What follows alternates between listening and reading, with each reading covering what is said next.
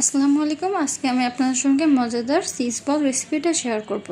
চলেন দেরি না করে আমরা ভিডিওটা করে, এটা খেতে খুবই মজা এবং খুবই অল্প সময়ে এটা তৈরি করা যাবে। প্রথমে আমরা এখানে আলুগুলো ভালোভাবে সিদ্ধ করে নিয়েছি। সিদ্ধ করে নেওয়ার পর এখানে আমি খোসাগুলো ছাড়িয়ে নিব। আপনারা অবশ্যই আলুগুলো ভালোভাবে সিদ্ধ করে নেবেন। আলুটা যত ভালো সিদ্ধ হবে এটা খেতে তত মজা হবে।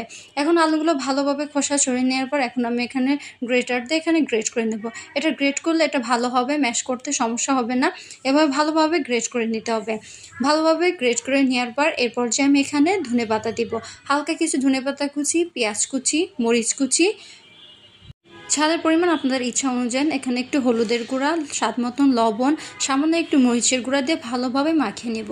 এভাবে ভালোভাবে মাখিয়ে নেওয়ার পর এর পর্যায়ে আমি হালকা একটু হাতে নিয়ে এভাবে গোল করে নিব।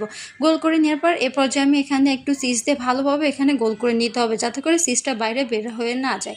এভাবে একটা একটা করে আমি সবগুলো গোল করে নেব। গোল করে নেওয়ার পর এর পর্যায়ে আমি এখানে একটা ডিম ফেটিয়ে নিব। ডিম ফেটিয়ে নেওয়ার পর এর পর্যায়ে ব্রেড ক্রাম্ব দিব।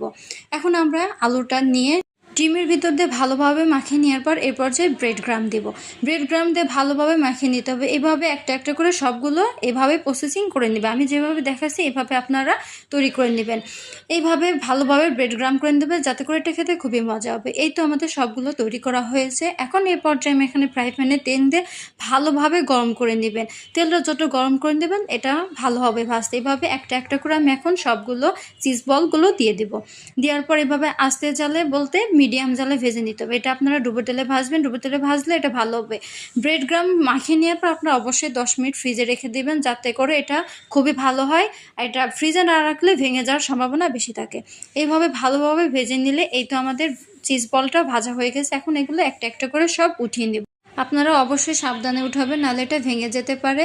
এই তো আমাদের চিজ বল রেডি। আপনারা অবশ্যই একবার হলো বাসায় ট্রাই করবেন এবং এটা বাচ্চারা খেতে খুবই পছন্দ করবে। আশা করি আপনাদের ভিডিওটা অনেক ভালো লাগবে।